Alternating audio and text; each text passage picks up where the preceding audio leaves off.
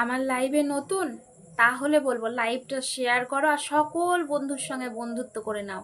যাদের যাদের পিন দিচ্ছি তাদের বাড়িতে যাও, বন্ধুত্ব করে নাও, তাহলে বন্ধু পেয়ে যাবে। আগে ফার্স্ট এসে আমার অনুষ্ঠানটা শেয়ার করো, শেয়ার করে সকলকে রিয়াকশন দাও, সকলের সঙ্গে যুক্ত হয়ে যাও। কি ভাবছো তো?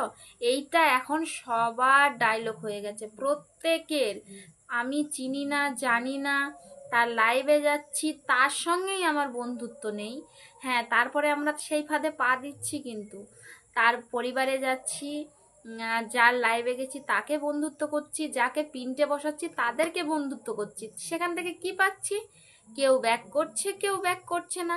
কেউ ব্যাক করছে তো প্রত্যেক দিন বাড়ি আসছে না, ভালোবাসা দিচ্ছে না, তারপরে হচ্ছে কি কিছুদিন আনফলো করে দিচ্ছে। তো এতে করে কি হচ্ছে, আমরা তাদের পিছন পিছনেই ছুটে বেড়াচ্ছি।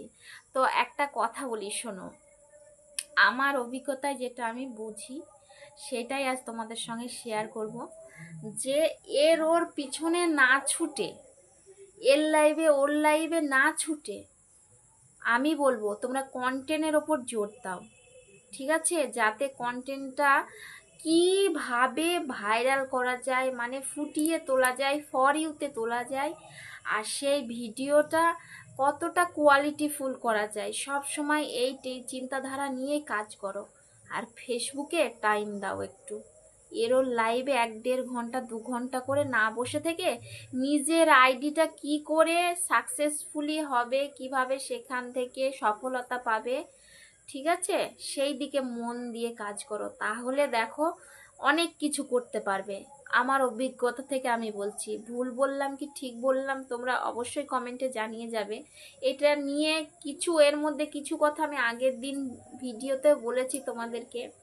দেখো, আমরা নিজের কন্টেন্ট দেখা যাচ্ছে, আমাদের পোস্ট আছে, আমরা অন্যজনের লাইভে আছি, সেখান থেকে এসে আমাদের পোস্ট ছাড়ার টাইমটা কিন্তু অভর হয়ে গেছে। যে না, আমরা এখন লাইভটা জমজমাট দেখিয়েছি, আমাদের ওই লাইভে থাকতে হবে, ওই লাইভে গেলে আমাদের অনেক অনেক ফুলের ভালোবাসা দেবে। আমরা যদি প্রচুর পরিমাণে কমেন্ট করি, শেয়ার করি, কিছু বন্ধু দিতে পারি, আমাদের প্রচুর ফুলের ভালোবাসা দেবে। তাতে করে কি হবে? তোমার পরিবারের বন্ধু কয়টা বাড়বে, তারা কি চিরস্থায়ী, সেটা সবসময় ভেবে নিয়ে কাজ করবে। ঠিক আছে? আমি বলবো কিছু লোক, সকলের কথা বলবো না, কিছু লোক আছে ফাঁদে ফেলার জন্য। কি হবে? সে ভিডিওটা শেয়ার করতে বলবে, শেয়ার করবে, সেখান থেকে দুটো বন্ধু আসবে, তার ভিউজ পাবে, সে বন্ধু পাবে। ঠিক আছে? সেও যে প্রত্যেক দিন তাদের বাড়ি যাবে এটা কোনো গ্যারান্টি নেই। ঠিক আছে? তো সকলেই চাইবে ফলোয়ারটা কিভাবে বাড়ে, ফলোয়ার বাড়লেই যে ভিউজ বাড়বে, এইটা কোনো কথা নয়, জানো তো? এইটা কোনো কথা নয় যে ফলোয়ার বাড়লেই আমার ভিউজ বাড়বে।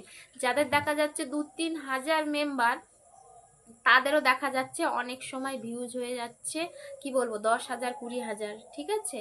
কিন্তু আবার কতজনের দেখা যাচ্ছে, কতজনের কথা সাপোজ বাদ দাও, আমার কথাই বলি, 17,000 মেম্বার, হয়তো রাত পোয়ালেই 18,000 পূর্ণ হবে। তো সেই জায়গায় থেকে আমার 1800 ভিউজও হয় না। এটা হাস্যকর ব্যাপার নয়? তো সত্যি, তবু যেইটুকু এই জায়গায় আছি, খুব কষ্ট করে টিকে আছি। তো আমার অভিজ্ঞতা থেকে তোমাদের সঙ্গে শেয়ার করলাম। জানি না ভালো লাগবে কিনা, যদি ভালো লাগে একটা লাইক কমেন্ট করে পাশে থেকো, তাহলে ভিডিও বানানোর উৎসাহটা আরেকটু বেড়ে যায়। আর সত্যি আমরা কিন্তু অতি ক্ষুদ্র ছোট কন্টেন্ট ক্রিয়েটার। তো যতটুকু জানি ততটুকুই বললাম। তোমাদের ভুল মনে হলে ভুল, ঠিক মনে হলে ঠিক, কিন্তু আমার অভিজ্ঞতা থেকে এটা আমি তোমাদের সঙ্গে শেয়ার করলাম। তো চলো এভরিওয়ান, সবাইকে বলছি গুড নাইট।